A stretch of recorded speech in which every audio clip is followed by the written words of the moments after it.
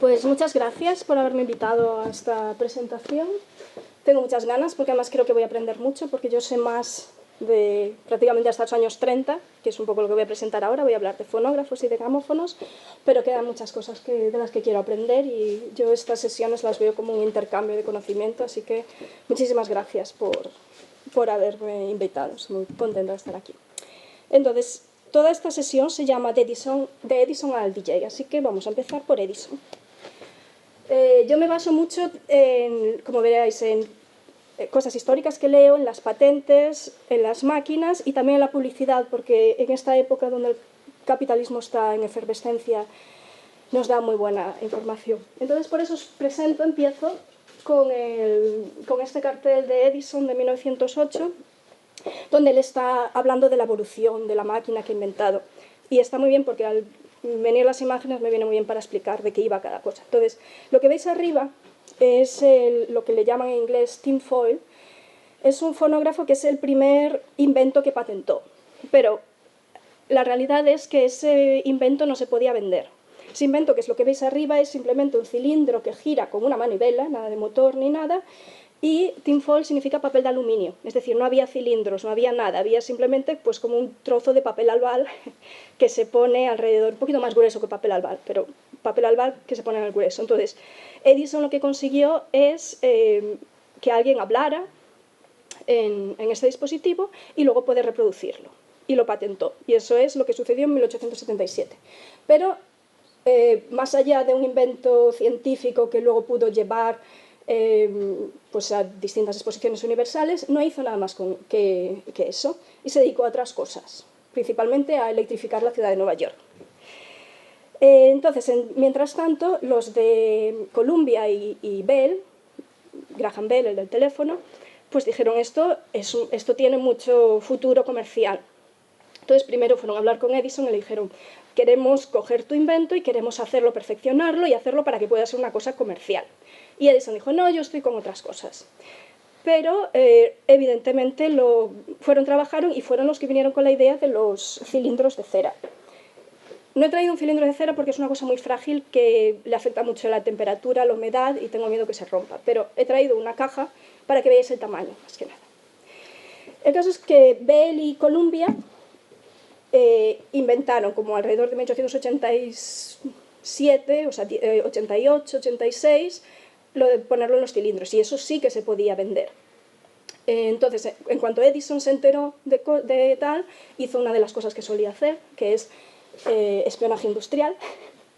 Entonces sobornó o mandó a alguien que fuera a trabajar a ver qué es lo que estaban haciendo, les copió la idea de, en vez de grabar en papel de aluminio, grabarlo en un cilindro de cera, que ya es un soporte que puedes vender y comercializar, etc. Y lo perfeccionó y lo hizo mejor, la verdad. Y entonces es lo que es el fonógrafo patentado ya en 1887, que es el segundo dibujo que vemos aquí, o este, por ejemplo, que vemos aquí. El que veis en el dibujo, que tiene todas esas cosas verdes, es porque es eléctrico. Los primeros fonógrafos eran eléctricos, porque Edison estaba con la electricidad. Funcionaban bien, lo que pasa es que no han sobrevivido mucho y es muy difícil de restaurar porque necesitas baterías de la época, etc. Entonces los que más sobreviven son la manivela, como este. Y bueno, y luego en el cartel, este es un cartel de 1808, como que va evolucionando, etcétera, etcétera. Pero me parece muy importante saber esto, que, vale, se patentó en 1877, pero hasta 10 años más tarde no se puede considerar como un invento realmente comercial. Entonces, una cosa muy importante también que quiero decir sobre el fonógrafo es que cuando lo inventaron, hasta prácticamente 1900, lo de reproducir música y vender discos o grabaciones no era el número uno. Entonces, cuando Edison patentó por primera vez, escribió en una revista ejemplo de 10 usos que se le puede dar al fonógrafo, porque cuando inventas algo tienes que decir para qué sirve, si es una cosa tan nueva además. Entonces, como veis, para grabar música es solamente una de las cosas que se le ocurren, y está en el número 4, ni siquiera lo primero. Él estaba pensando más pues, en la enseñanza, en a lo mejor libros para ciegos, pues, para que queden las voces de gente importante grabada, etc. Pero esto es muy importante, y esto no es solamente Edison, sino todos en general tenían esto en la cabeza, que lo de grabar discos y reproducir discos y que pudiera haber una industria musical sonora no era para nada el número uno, era una cosa más. si miramos, por ejemplo, publicidad un poco de la época, estas son todas fotos de hasta 1900 más o menos, pues se ven cómo se puede utilizar. Y muchos de los ejemplos que se puede utilizar es, por ejemplo, para la enseñanza de idiomas. Por ejemplo, ahí en el calendario este de 1905, pues ves que está escuchando, leyendo un libro o aprendiendo idiomas para luego poder... Muchas veces se dedicaba, por ejemplo, a secretarias, como el ejemplo del dibujo de ahí abajo. O sea, el jefe dictaba en el fonógrafo, hacía la grabación y luego pues lo pasaba a la máquina, etcétera. Simplemente como un ejemplo, y también como por ejemplo aquí Francis Desmore, que esta foto la habréis visto seguramente, para grabar idiomas que se estaban perdiendo. Y en Estados Unidos en esa época había todavía, quedaban unas cuantas reservas, entonces había bastantes antropólogos que fueron haciendo grabaciones en cilindros. En Europa luego Kodal y todos estos músicos también fueron, o Prokofiev, fueron por Europa haciendo también con cilindros. Y esto, ¿qué significa y por qué y todo? Cuando tú comprabas un fonógrafo, alrededor de 1900, te venía con dos cabezales, que son estos dos de aquí. Uno para reproducir y otro para grabar. Esto lo digo también para que nos demos cuenta de que no son máquinas simplemente que van a reproducir el cilindro, sino que son para grabar, y es muy importante. Esto es aumentado como sería el grabador, el cilindro grabador, lo de arriba. Y como veis, tiene esa cosa de metal que se ve un poco naranjada, tiene como una especie de cilindro hecho en zafiro, pero es como un cilindro. Entonces, al grabar, cuando alguien canta en una bocina, luego os enseñaré imágenes, etc., el cilindro va girando y el cilindro del zafiro va cortando la cera. Y luego eso lo quitas, cambias a un reproductor que es como este. Os he traído para que veáis también el tamaño de las cosas, porque yo muchas veces veo fotos y no sé cómo es de grande. O sea, el cilindro de cera será de este tamaño más o menos, y esto es un reproductor de Edison. Entonces, el reproductor tiene, que luego lo podéis ver porque esto lo pondré ahí, lo veréis, tiene una bolita de zafiro, y entonces esto es grabado vertical, de arriba abajo, no lateral, como veremos luego en los gramófonos, y va leyendo el surco que ha hecho antes el cilindro. Entonces, esto lo estoy restaurando, lo que significa que le faltan piezas y que lo puedo abrir. Entonces, estamos un poco lejos, pero luego nos podemos acercar para ver. Por esta parte, veis, esto quedaría un poco colgando, en general, o sea, lo sujeto porque no se cae, y esto es lo que se movería, que aquí es donde está la bolita del zafiro. Entonces, esto cuando lo abro, si veis, esto aquí es una membrana, un diafragma de cobre, que está un poco oxidado ahora mismo. Entonces, esto tiene un conector, que es un poco como una grapa, un trozo de alambre, que va desde aquí hasta el zafiro. Entonces, cuando esto, que está así, se mueve por las vibraciones, hace que el diafragma se mueva. Aquí lo que hay es una cámara de aire, básicamente, y entonces este movimiento físico se transmite las ondas, y aquí es donde vendría el altavoz. Es decir, esto es exactamente esta pieza de aquí, que veis en verde. Entonces aquí se amplifica con el tipo de cuerno que veáis, cosa que se pueda poner, porque había diferentes tipos. Luego, los cilindros de cera hay de varios tipos y de varios colores, al final los clasificamos por colores.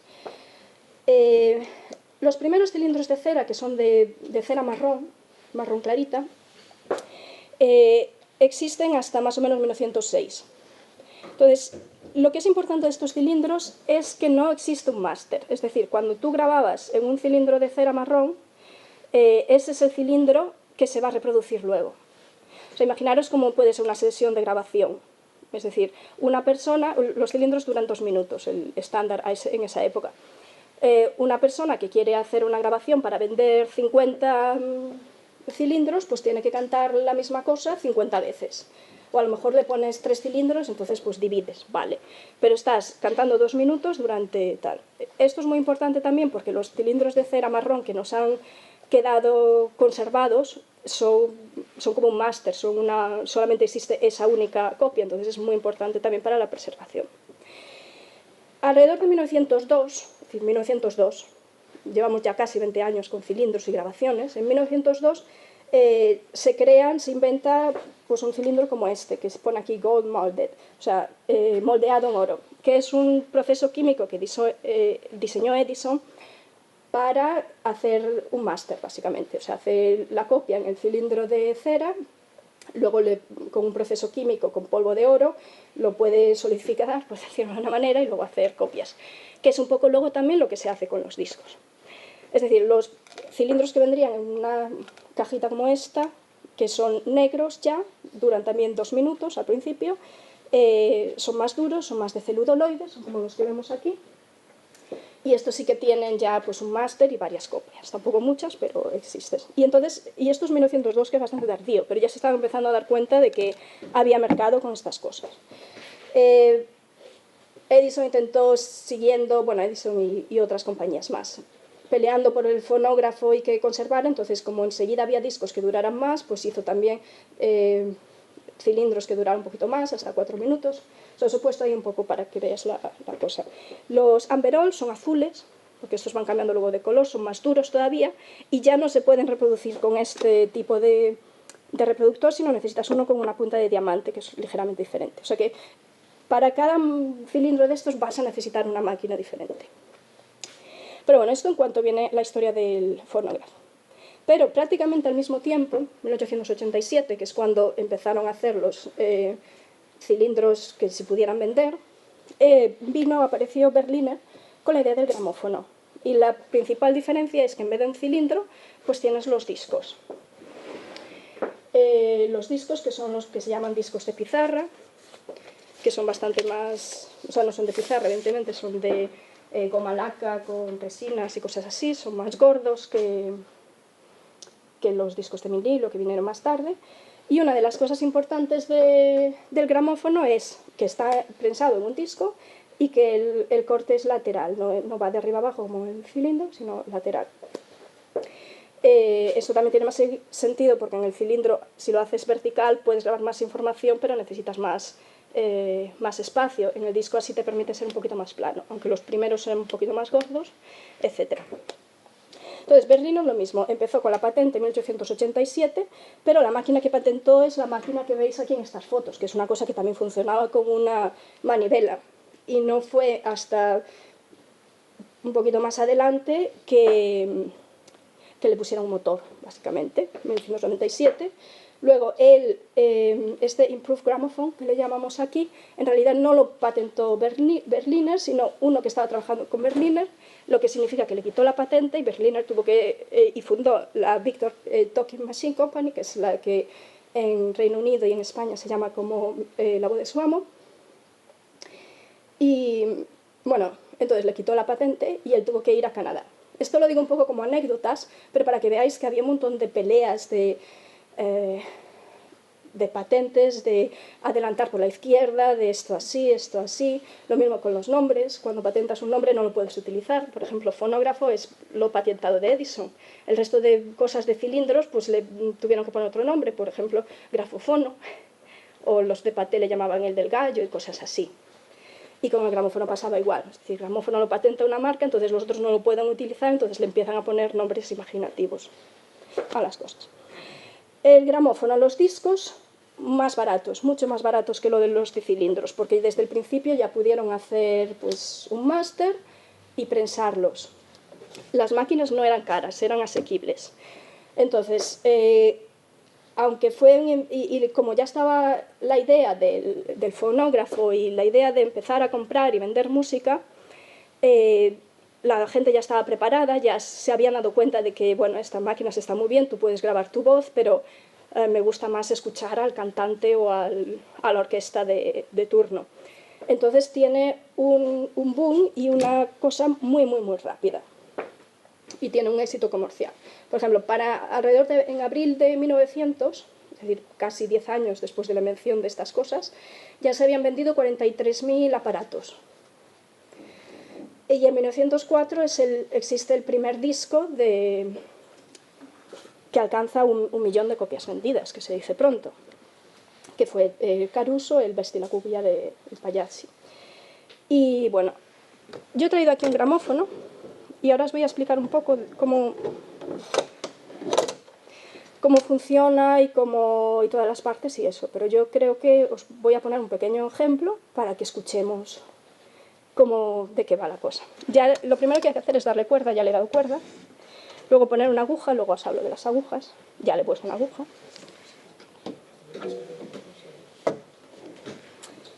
Y aquí os voy a poner a Angelillo.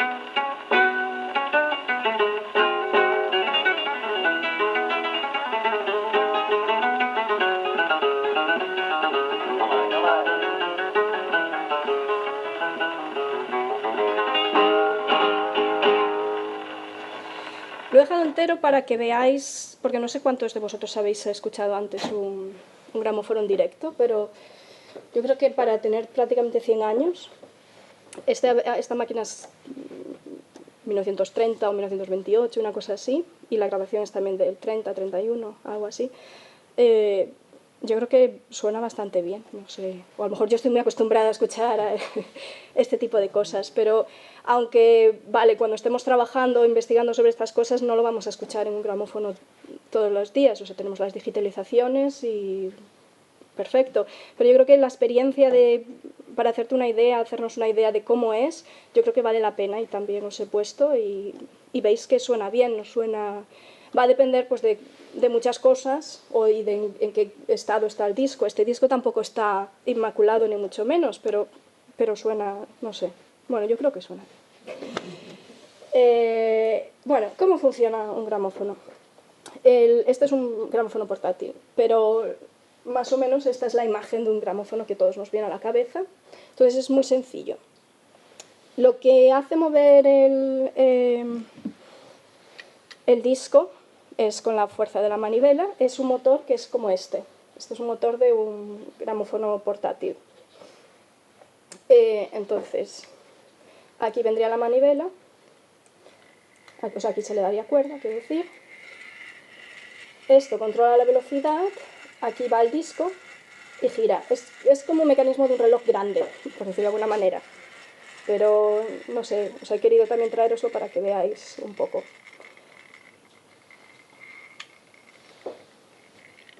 Cómo es por dentro. Entonces, con esto le damos, simplemente hacemos que gire el disco. Manivela de poder, plato de disco. Luego, el sonido se amplifica por la bocina, que en este caso está aquí, ahora os hablo un poco de las bocinas, y lo que es clave es el reproductor. El reproductor es como una cosa como esta.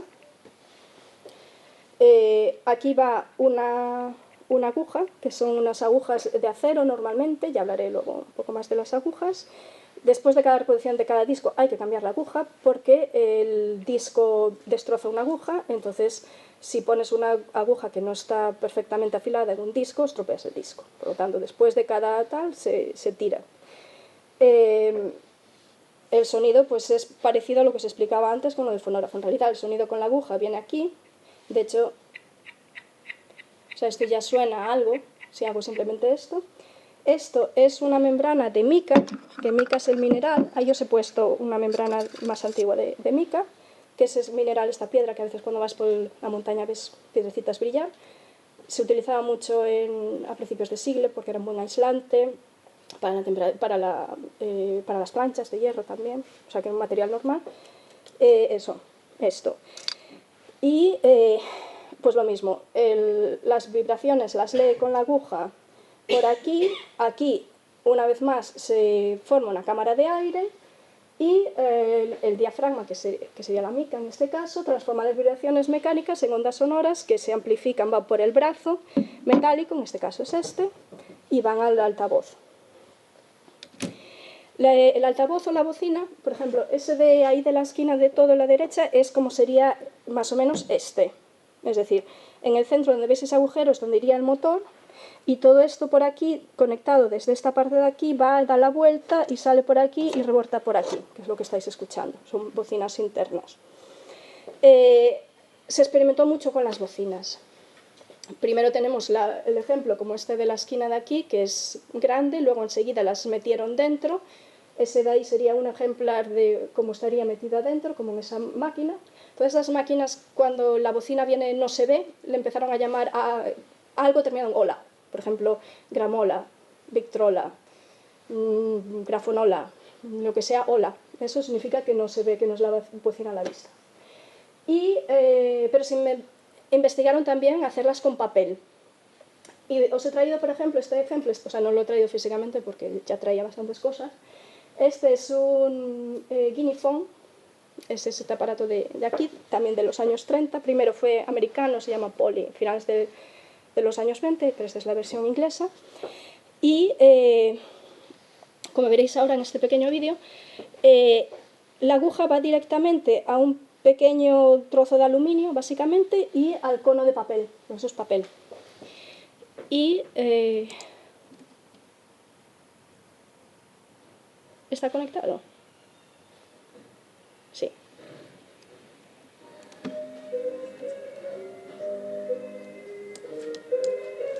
O sea, esa cosa metálica que ves ahí sería como el reproductor y solamente tiene la aguja y el papel.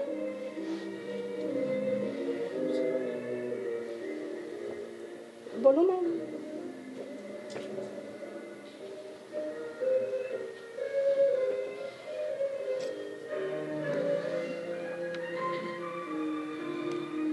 Bueno, simplemente como veáis que en el tema de bocinas realmente experimentaron con metal, con aluminio, con zinc, con madera, con papel, con muchísimas cosas. O sea, es todo un mundo para explorar. Pero, vale, eso es cómo funciona un gramófono, pero desde a nivel usuario, ¿cómo funciona un gramófono? Esta es una foto si yo le quitara el plato de disco a este aparato. Entonces, ¿qué mandos tenemos? Tenemos la manivela para la repotencia, vale. Y tenemos un regulador de velocidad y ya. Bueno, y esto que es básicamente para algo así como on-off para el caso, que es esta palanca que ves aquí, que es pues simplemente detiene el disco o hace que ande. O sea, eso sería como encendido apagado. Si lo comparamos con, por ejemplo, este interfaz de Spotify que he puesto ahí, para comparar un poco qué es lo que estamos acostumbrados, vemos que tenemos también play, stop, vale, pues esto. Discos es el disco que vas a escuchar, evidentemente, pero una cosa que nos falta aquí es el regulador de volumen. Es decir, ¿qué queremos hacer? Si queremos cambiar el volumen, ¿qué queremos hacer? ¿Cómo se puede hacer? Una opción, y lo que funciona mejor, es ponerle un trozo de trapo en la bocina, pero lo que se hacía también es cambiar el tipo de agujas. El tipo de agujas es un mundo. Porque lo vemos aquí en esta publicidad en el medio, a esta mujer que está diciendo, bueno, ¿cómo queréis escuchar este disco? ¿Más fuerte o menos fuerte? Entonces, una de las cosas que os he traído, que os he puesto por ahí, es, por ejemplo, esta caja de agujas española, que es de Surtido Scala, esa la tenéis ahí, que estaban divididas en diferentes sonoridades, y diferentes sonoridades es más delgada o más gruesa. Entonces, pues tú comprabas esa caja y veías los diferentes, pues más finita, un poco más gorda, más grande, para que se uniera más. Las agujas más gordas deterioran un poco más el disco, entonces también hay que equilibrar un poco. Esto de Marshall que tenemos aquí arriba, también eso es de una tienda que para enseñar y ver diferentes tipos de agujas, pues tenían los tipos de agujas ahí en un mostrario, vamos. Otra de las cajas que he traído ahí, pues también tienen agujas, como veis, de diferentes materiales y diferentes tipos. Y ahí, de hecho, os muestro algunos tipos de agujas diferentes. Se hacían agujas de bambú, se hacían agujas de cactus, o sea, he traído ojos de cactus. De hecho, cuenta la leyenda que un cactus, una especie de cactus de Estados Unidos se extinguió gracias a Víctor. Os he puesto ahí una foto ampliada de cómo queda una aguja después de una reproducción de un disco. Como ves, la punta no está afilada, está doblada. Entonces, si eso ahora reproduzco otro disco, voy a estropear el disco. Se tiene que estar, por eso, en todas las cajitas estas de cajas que veis, hay un cartelito que pone cambiar la aguja después. Estos son simplemente unos ejemplos para que veáis que explorar el mundo de las agujas da para mucho. Las agujas de fibra es de madera con unas resinas fuertes, lo que hacían era luego afilarlas. Tenéis ahí, los he dejado, las del sombrero de copa, que son esas negras que se ven ahí, o esta, por ejemplo, aquí. Entonces, pues con esta especie de afiladores, tú pones la aguja de fibra o de bambú, y luego, pues como un afilador, que es como los antiguos afilalápices, pues la afilas y ya la puedes reproducir otra vez. Un poco más ecológico. Es decir, todo el mundo de las agujas es realmente un mundo y puedes escuchar diferentes sonoridades, diferentes cosas con cómo lo hacían, según cómo lo hacían. Otra cosa que hemos visto aquí es, vale, para regular el sonido, vamos a decir, cambiamos el tipo de aguja. Y la otra cosa que tenemos aquí en los mandos es un controlador de velocidad. ¿Por qué había un controlador de velocidad? Vale, es un mecanismo como un reloj, pero tenemos relojes desde el siglo, no sé, desde hace mucho tiempo y son muy precisos y muy exactos y no tienes que regular la velocidad de cada reloj. Entonces, lo que pasa es que tú grabas a una velocidad y eso lo tienes que reproducir a esa misma velocidad. Nunca se grababa a la misma velocidad, muchas veces para ajustar, porque el disco, estos son 3 minutos, los que son un poco más grandes son 4, entonces para ajustar a veces tenían que hacer pues, sus arreglos. Entonces a veces se grababa un poco más rápido, un poco más despacio. Esto está sacado de un catálogo de los años 30, esto no suele suceder, o sea, no suelen ser así los catálogos, pero está muy bien. Donde te recomiendan, te dices la lista de los catálogos de música popular y te dicen a qué velocidad tienes que reproducir cada uno. Y aunque en teoría la velocidad de estos discos es 78, como veis aquí, pues mira, tenemos una 79, tenemos otra 82, 84, 78, O sea, hay muchísima, muchísima variedad. Entonces, como cada disco está grabado a algo diferente, tú como usuario tienes la posibilidad de controlar y ajustar la velocidad según. Esto es un problema también para cuando estamos digitalizando. No puedes poner un disco a 78 y ya olvidarte de decir esto es a 78. Hay que tener un poco de saber escuchar, porque puedes decir, pues según la afinación va a cambiar el pitch, vale, pero buena suerte encontrando cuál es la afinación con la que estaban grabando, porque tampoco es que estuviera exactamente homogeneizado tanto como nos gustaría. Es decir, en los aparatos antiguos tenías la posibilidad de cambiar la velocidad por algo, no es simplemente por gusto. Y en los cilindros es todavía más difícil todavía. También había una rosquita para cambiar y regular la velocidad. En teoría estos giran a 160, pero se llegó más o menos al consenso cuando empezaron con estos. Pero ahí no tenían ni siquiera un marcador, o sea que es muy... O sea, yo creo que hay que hacer un trabajo de escuchar y decir, vale, esto suena bien así, así, por el timbre, por estas cosas y por estas. Casi me fío más de eso que no ponerlo exactamente a 78 y ver. Ahora voy a hablar un poco de las grabaciones, de cómo se hicieron. Las primeras grabaciones son las grabaciones acústicas, le llamamos, o mecánicas. Se hacían un poco como lo que expliqué antes con el fonógrafo, hablando o grabando en uno de estos conos que veis aquí en las imágenes. Esta foto de aquí, de arriba y abajo, es con gente y sin gente, la misma foto, es la Filarmónica de Nueva York. O sea, no estamos hablando de una orquesta pequeñita de no sé qué, es la Filarmónica de Nueva York grabando un disco. Ahí veis otros cantantes.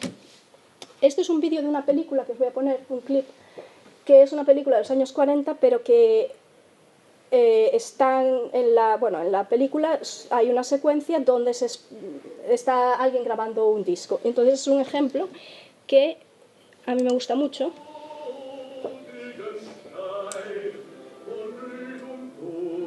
Porque veis al técnico de sonido acercando o alejando.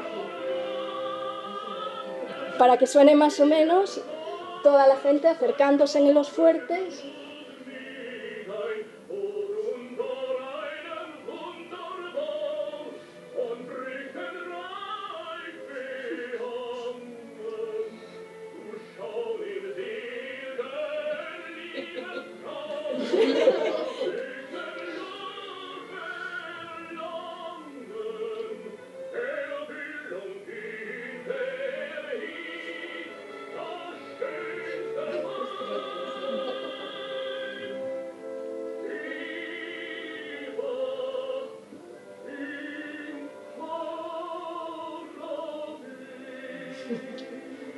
A ver, esto es un poco una parodia, pero bueno, estos son grabaciones de gramófono y es aquí como pone, pues quitando la cera.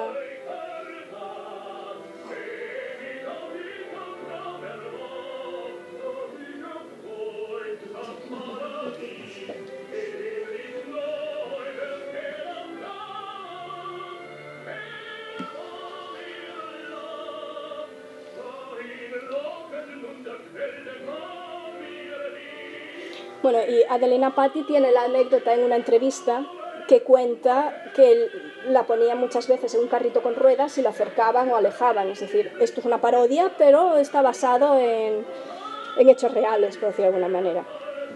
Voy a seguir un poco por ver, luego os paso el link si queréis. Esto es la manera de grabarlo hasta 1925. En 1925 vino la grabación eléctrica, que significa este primer micrófono, que significa que ya la orquesta pues, puede ponerse más atrás y puede ponerse en una situación normal. Y el cambio fue muy radical. O sea, desde 1925 empezaron a ya grabar. Esto está también vinculado con el cine sonoro, que es cuando empiezan la música, las películas, o sea, cuando terminan las películas de cine mudo, ya empiezan con estas cosas. Es decir, toda la grabación acústica es eso. ¿Qué significa a nivel de usuario este tipo de cosas? Y esto a mí me parece muy importante. Para las grabaciones acústicas hay que usar este tipo de reproductor que el diafragma está hecho de mica, como os conté antes. A partir de las grabaciones eléctricas, y por eléctrica quiero decir que se hacen con procedimientos eléctricos, tenemos que usar unos diafragmas como ese que se ve aquí tapado, que tienen un diafragma de aluminio. Y esto realmente hace una diferenciación muy grande en cómo se escuchan. Es decir, yo estoy escuchando este disco, esta máquina es como cerca de los años 30 y este disco es de los años 30. Si pongo un disco anterior, aquí no va a sonar igual de bien, o sea, de antes de 1925, grabado acústico. Y al revés, lo mismo. Si pongo un disco más tardío en lo otro, no va a sonar bien. Esta cosa que os he traído aquí es el primer pick-up eléctrico, porque vale, la mayoría de la gente siguió escuchando con este tipo de máquinas, pero también existía, si la electrificación vino para los micrófonos, ¿por qué no también a los estos? Y esto solamente lo escuchaban en las radios, etcétera, es el tipo de cosas que utilizábamos. Luego, más adelante, pues el siguiente paso sería una cosa así, que es lo mismo pero tapado. Y estos son eléctricos. Y este es de mediados de los años 30 y este es del 27-28. Un poco para, ya con las bobinas, la turbina y con electricidad. Aquí vendrían los cables. Un poco por curiosidad. La grabación, ¿qué significó la grabación acústica? A nivel práctico significó que había muchos instrumentos que no se oían bien, entonces la mayoría de la música tuvieron que cambiar las cosas. Esa tuba que veis por ahí en primer plano no estaba haciendo ningún papel de tuba, está probablemente haciendo el papel del cello, de los contrabajos, porque no se escuchaban bien, entonces tenían que cambiar y adaptar todas las grabaciones. Las orquestas son más pequeñas, también tenían que hacer un montón de cambiar las partituras directamente.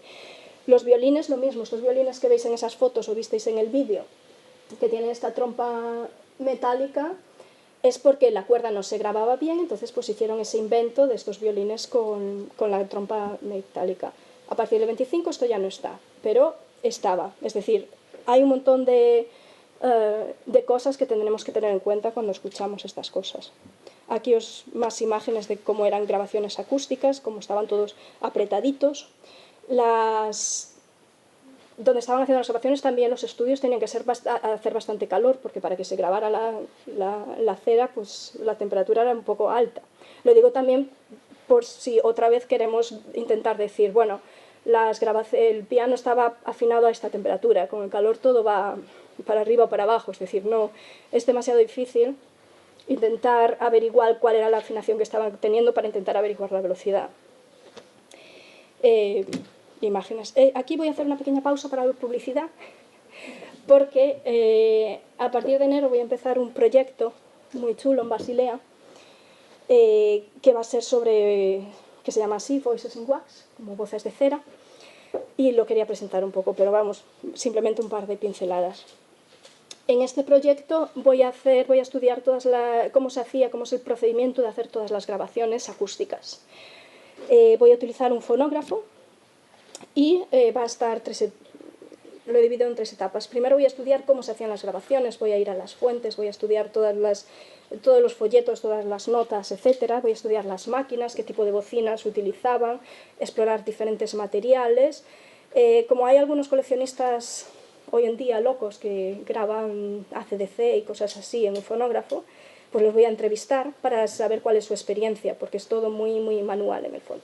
Entonces, cuando reúna toda esa información, voy a ponerlo en práctica. Y yo tengo un par de fonógrafos y voy a hacer grabaciones y lo voy a intentar hacer sistemático. Primero voy a hacer una grabación controlada, pues con un altavoz, poniéndolo a diferentes... O sea, suena un poco prueba y error, pero era como se hacía. Poniéndolo con diferentes bocinas, diferentes alturas, y voy a intentar sistematizar. Y luego voy a grabar a cantantes. Voy a coger 3 cantantes y para que sean cantantes con diferentes técnica vocal, va a ser una persona de música antigua que está acostumbrada a cantar de una manera determinada, una persona de jazz y una persona de música moderna, ópera, etc. Y bueno, y a ver qué sucede y luego analizar. Este es un proyecto que va a empezar ahora en enero y bueno, que tengo muchas ganas. Simplemente quería meter aquí la cuña publicitaria. Sé que se me está acabando un tiempo, pero voy un poco así. Ah, no, voy bien. Bien. Otra cosa que quería hablar un poco es de la escucha. Y esto viene con los portátiles. Vamos a hacer un pequeño recorrido por estas fotos que os he puesto aquí. Vamos a empezar arriba ahí. Imaginaros que esta niña pequeña que está ahí en el medio, que habrá nacido alrededor de 1900, que está acostumbrada ya a que su madre tenía el gramófono pues con bocina grande, que escucha música desde pequeña, es decir, ya no es una novedad lo de escuchar música como pudo ser 10 años antes. Esa niña crece y pues en sus primeros bailes pues tiene también la bocina. Luego, la Primera Guerra Mundial es cuando empiezan a aparecer los portátiles para llevar las trincheras, etc. Pero cuando esa niña crece y tiene ya pues alrededor de 20 años, en los años 20, etc., probablemente ya tiene su propio trabajo, ya empieza a ganar dinero y como una diferente generación no quiere escuchar la música en la misma manera que lo escuchaba cuando era pequeño, como lo escuchaban sus padres, lo cual es muy natural. Entonces eso fomenta un poco la aparición de otros formatos y otras cosas de música, como son los portátiles, como este, por ejemplo, de aquí. La mayoría de los portátiles son de los años 20, etc. Y se concentran mucho, por ejemplo, pues para hacer diferentes actividades, ir de picnic, ir por ahí, o incluso los hacen un poco pensando pues de manera comercial pues para las flappers, que son como le llamaban en Estados Unidos a las mujeres de estas de los años 20 con los cortes de pelo así, etc. Y los hacen, por ejemplo, con forma de sombrero, etc. Lo digo para pensar que también estas máquinas tienen su evolución y están muy ligadas a la manera de escuchar, que si lo queremos escuchar en casa, que si los queremos escuchar fuera, cómo van cambiando las generaciones, etc. Esto en cuanto a los portátiles. Pero tenemos todavía portátiles más pequeños todavía, que es lo que yo colecciono en realidad. Y os he traído aquí 2 ejemplares de portátiles pequeños, muy pequeños. El primero es este, o sea, esto es un gramófono. Gramófono de 1925. Este es el Mickey Phone, está aquí. Una orquesta en vuestro bolsillo, porque efectivamente es muy pequeño.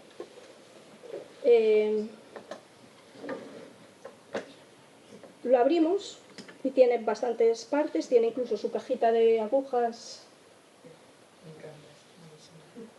buenísima. Esto lo he sacado antes porque esto es de baquelita y la baquelita con 100 años, porque esto es de 1925, es decir, tiene casi 100 años, se encoge y a encajarlo tardo 5 minutos y desmontarlo igual, así que he decidido montarlo antes para no perder el tiempo. Pero vamos, esto encaja aquí en todo eso que es muy portátil. Aquí el reproductor y aquí esto. Entonces,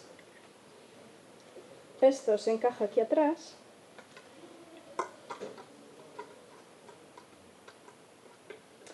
Otras cosas, o sea, está muy bien, pero el problema que tienen es que siempre se tarda un montón de tiempo en montarlo y también uno se pregunta, vale, uno va de picnic, pero no es la cosa más práctica del mundo y luego ponerlo... sí. Ponerlo junto tampoco es que sea la cosa más fácil del mundo. Voy a subir un poquito, que no lo vemos encima de la mesa.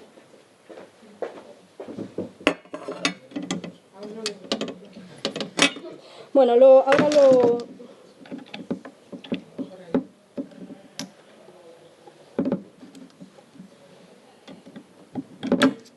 Ahora lo pongo y ahora lo cojo en la mano.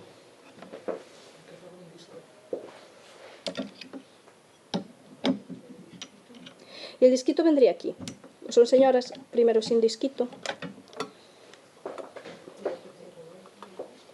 Entonces, aquí se le daría cuerda. Y aquí. Tenemos, sí, en la Biblioteca Nacional hay uno igual. Y bueno, entonces el disco se pone aquí, se sujeta con este tornillo de aquí y gira. Y esto vendría aquí y suena.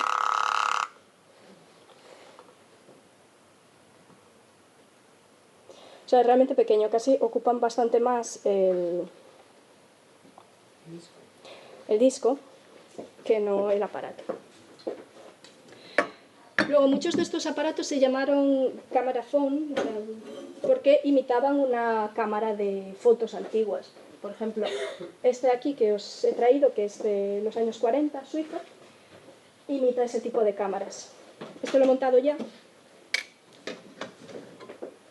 como veis. Y este, si queréis, puedo poner un disco. El truco para estos pequeños es poner dos discos, porque uno hace de plato y otro de... ¿No se estropean de abajo? No. Son muy resistentes. Sí, estos son muy resistentes. A ver, no lo tires al suelo. Ya, pero prefiero solo por el roce y tal, ¿no? No, porque simplemente hace de...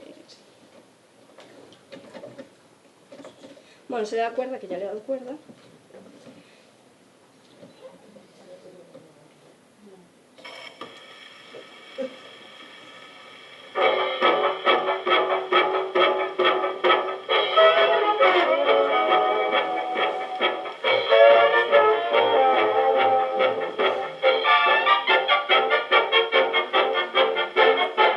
Aquí estoy regulando la velocidad.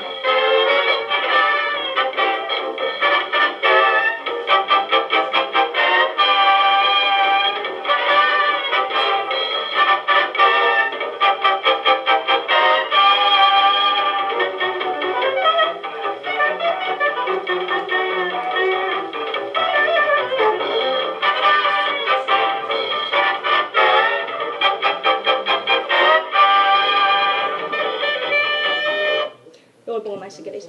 Pero como veis, os quería poner un ejemplo simplemente para que veáis que no son pequeños, pero no son... O sea, para ir de picnic son más portátiles que esto. Y bueno. ¿Dónde está la bocina?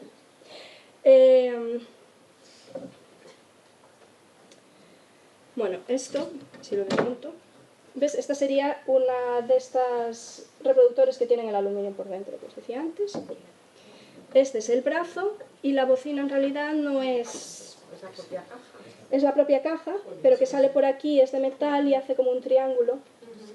Y entonces estos ya están muy diseñados para que suene y para amplificar bastante, porque suena bastante decente, yo creo.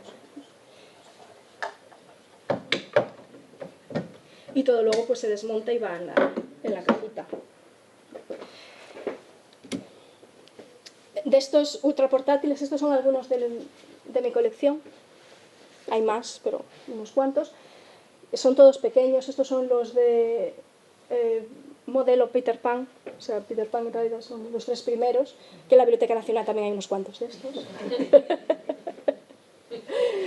Y todos están imitando la cámara de fotos Kodak, modelo Brownie de principios de siglo, y son pues unas cajas así pequeñas.